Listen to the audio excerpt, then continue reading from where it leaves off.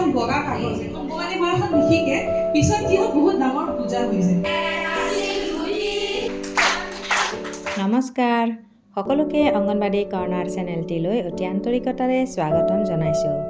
আশা কৰিছোঁ সকলোৱে ভালে কুশলে আছে। আজিৰ এই ভিডিঅ'টোৰ জৰিয়তে ECCE ট্ৰেইনিঙত শিকোৱা এক্টিভিটি, হাত চাপৰি বজোৱা কৌশল, লগতে CDPO বাইদেৱে আগবঢ়োৱা উপযোগী মন্তব্য লৈ আহিছোঁ। সকলোৱে ভিডিঅ'টো শেষলৈকে চাব আৰু লগতে ভিডিঅ'টো ভাল লাগিলে লাইক, কমেণ্ট আৰু শ্বেয়াৰ কৰিব। আৰু চেনেলটো যদি ছাবস্ক্ৰাইব কৰা নাই তেনেহ'লে প্লিজ চেনেলটো ছাবস্ক্ৰাইব কৰি উৎসাহিত কৰিব বুলিও আশা কৰিলোঁ। মুখ্য সেৱিকা গায়ত্ৰী কলিতা বাইদেৱে খেলৰ জৰিয়তে 1, 2, 3 শিকোৱা এক্টিভিটিটো কৰি দেখুৱালে আৰু এই এক্টিভিটিৰ জৰিয়তে শিশুসকলৰ শাৰীৰিক বিকাশ, ভাষাৰ বিকাশ আদি গঢ়ি তুলিব পাৰি। আহকচোন এই এক্টিভিটিটো উপভোগ কৰোঁ।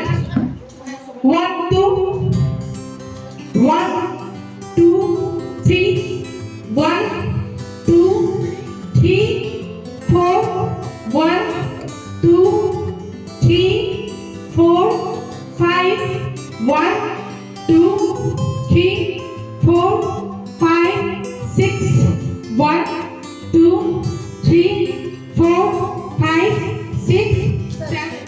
একৰ পৰা 10লৈ সংখ্যাৰ ঘৰবোৰ বনাই আৰু তাত সংখ্যাবোৰ লিখি ভিডিঅ'টোত দেখুওৱা ধৰণে যদি শিশুসকলক কোপেৰেৰে জঁপিয়াব দিয়া হয় তেনেহ'লে শিশুসকলে খুব আনন্দ উপভোগ কৰে আৰু লগতে খেলৰ জৰিয়তে তেওঁলোকে সংখ্যাৰ ধাৰণাটো পায়। সদায় ট্ৰেইনিং দিব নোৱাৰে। আপোনালোকক ইয়াতে দিছে যাতে আপোনালোকে এটা মাধ্যম, সেই মাধ্যমটোৰে যাতে আমি সমাজখন ভাল কৰিব পাৰোঁ। কাৰণ শিশুটো আমি চবেই জানো, আমি যিমান এতিয়ালৈকে বাইদেউহঁতে পঢ়ালে আপোনালোকে দেখি আছে ফাউণ্ডেশ্যনেল লিটাৰেচি। What is foundation? ফাউণ্ডেশ্যনৰ অসমীয়া কি? বুনিয়াদী মানে ঠিকে আছে। আমি যদি এটা ফাউণ্ডেশ্যন, আমি যে কওঁ ঘৰ এটা বনাইছে, ফাউণ্ডেশ্যন বনাইছে মানে কি? ভেটি।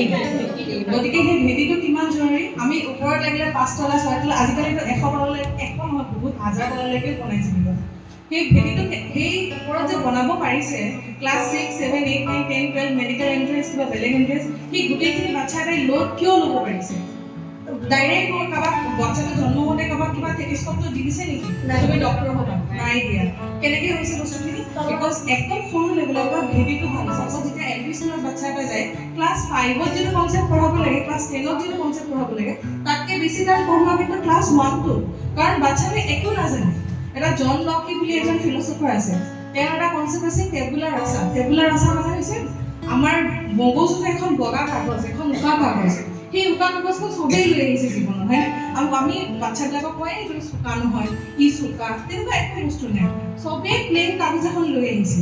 চ' তাৰ ওপৰত যেতিয়া কোনে কিমান কষ্ট মানে সাধনা কৰি কোনে কি কৰিছে তাৰ ওপৰতে ডিপেণ্ড কৰে। আৰু এইটো এনেকুৱা নহয় যে কেৱল ঘৰতেই হ'ব। ঘৰততো মাক দেউতাকে চবেই চেষ্টা কৰিব, আপুনিও চেষ্টা কৰিব যে মোৰ ছোৱালীজনী ভাল হওক, ময়ো চেষ্টা কৰিম মোৰ ল'ৰাটো ভাল হওক।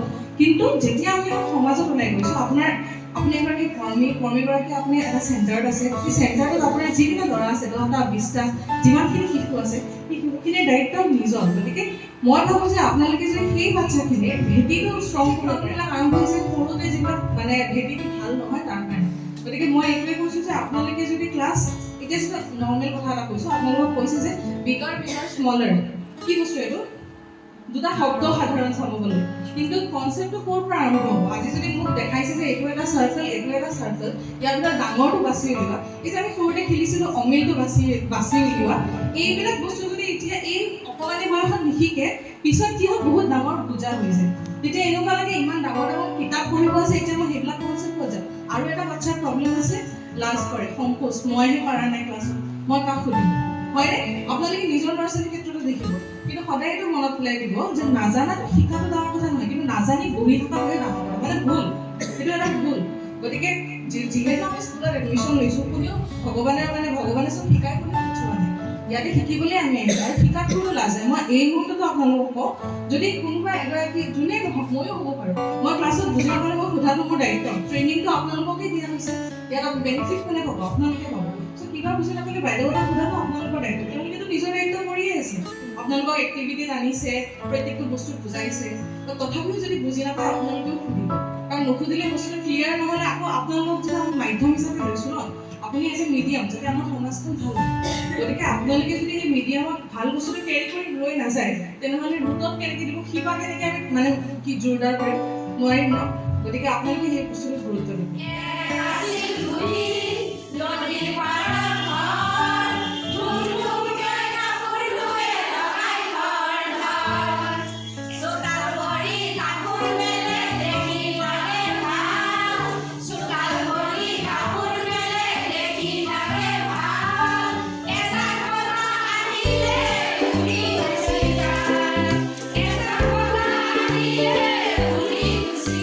আগতে হাত চাপৰি আৰু এতিয়াৰ হাত চাপৰি আগৰ হাত চাপৰিটো সকলোৱে জানো কিন্তু এয়া এটি নতুন কৌশল মুখাশিকা বাইদেৱে শিকাই দিলে চাওচোন 1 2 3